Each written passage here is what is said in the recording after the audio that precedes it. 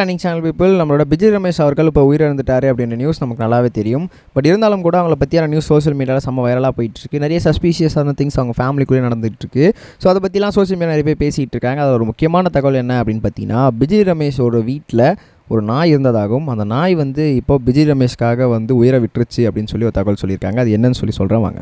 மொதல் மேட்ரு என்ன அப்படின்னு பார்த்தீங்கன்னா, விஜய் ரமேஷ் அவர்கள் கொஞ்சம் நாளைக்கு முன்னாடி உடல்நலக்குறைவு காரணமாக அவர் இறந்துட்டார் அப்படின்றது தெரியும். பட் இருந்தாலும் கூட இப்போ அவரோட வீட்டில், அதாவது முக்கியமாக அவரோட தெருவில் எப்பவுமே ஒரு ஸ்ட்ரீட் டாக் இருக்குமா. எப்பயுமே விஜய் ரமேஷ் ஷூட்டிங் விட்டு வந்தாலும் சரி, அவர் எங்கேயா வெளியே போயிட்டு வந்தாலும் சரி, அது எங்கே விஜய் ரமேஷ் போனாலும் கூடயே போகுமா, கூடயே வருமா. அவர் ரோட்டில் போய் ஒரு டீ கடையில் போய் டீ குடிச்சா கூட அங்கே பிஸ்கெட் வாங்கி அந்த நாய்க்கு போகிறது வழக்கமாக இருக்கும். வீட்டில் எப்பயுமே சாப்பாடு செஞ்சாங்கன்னா அந்த நாய்க்கு தான் ஃபஸ்ட்டு சாப்பாடுலாம் கொடுப்பாராம்.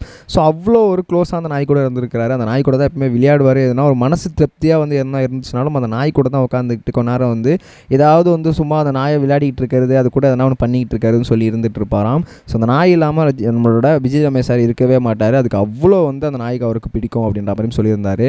ஸோ அப்படி இருக்கும் சமயத்தில் கொஞ்ச நாளாக அவர் மருத்துவமனையில் அனுமதிக்கப்பட்டிருக்கிறதுனால அந்த நாய் ரொம்ப நாளாகவே அவரை தேடிட்டு இருந்திருக்கு சாப்பிட முடியாமல்.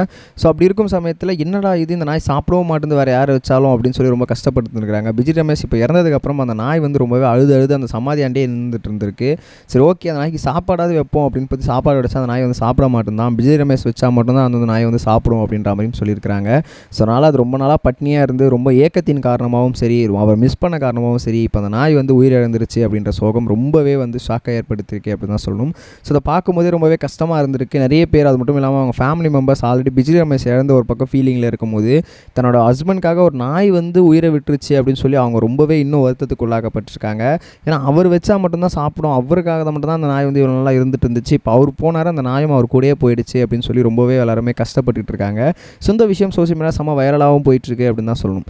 ரெண்டாவது ஒரு மேட்ரு என்ன அப்படின்னு பார்த்தீங்கன்னா, நம்மளுடைய கார்த்தி சூர்யா சூர்யா ரீசெண்டாக ஒரு படத்தை நடிச்சிட்டு இருக்காரு. அதுதான் மிகப்பெரிய படமான கங்குவா.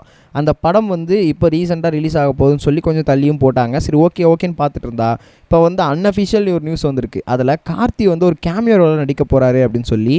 என்னப்பா சொல்கிறேன், நம்ம சூர்யா தம்பி? ஆனால் ஆமாங்க, சூர்யா தம்பி கார்த்தி தான் ஒரு கேமியோவில் நடிக்க போகிறாரு அப்படின்னு சொல்லியிருக்கிறாங்க. பட் இட்ஸ் அன்அஃபிஷியலான நியூஸ் தான். அப்படி நடந்துச்சு அப்படின்னா முதல்ல ரெண்டு பேரும் சேர்ந்து நடிக்கக்கூடிய ஒரு படமாக இருந்திருக்கும். ஆல்ரெடி சூர்யா சார் ஒரு படத்துக்கு நடிக்கும்போது அதில் கார்த்தி டப்பிங்குமே கொடுத்துருக்கிறாரு. அப்படி இருக்கும் சமயத்தில் இப்போது ரீசெண்டாக இந்த மாதிரி ஒரு விஷயம் நடக்கும்போது இவங்க ரெண்டு பேரும் பிரதர்ஸாக சேர்ந்து நடிக்க போகிறாங்க. அது கங்குவா மிகப்பெரிய ஒரு படத்தை நடிக்க போகிறாங்க அப்படின்றது ஒரு அன்அஃபிஷியல் நியூஸாக இருக்குது. இது அஃபிஷியலாக ஆகும் பட்சத்தில் ஒரு சூப்பர் டூப்பராக இருக்க போகுது. ஸோ இதெல்லாம் பற்றி நீங்கள் என்ன நினைக்கிறீங்க அப்படின்னு சொல்லி மகாம் சொல்லுங்கள். நம்ம next video share guys, bye. இது வரைக்கும் கனெக்டிங் டிவிக்கு சப்ஸ்கிரைப் பண்ணனா மறக்காமல் சப்ஸ்கிரைப் பண்ணிக்கங்க. உடனடி அப்டேட்ஸ் பெறுவதற்கு நோட்டிஃபிகேஷன் பெல்லையும் கிளிக் பண்ணிக்கங்க.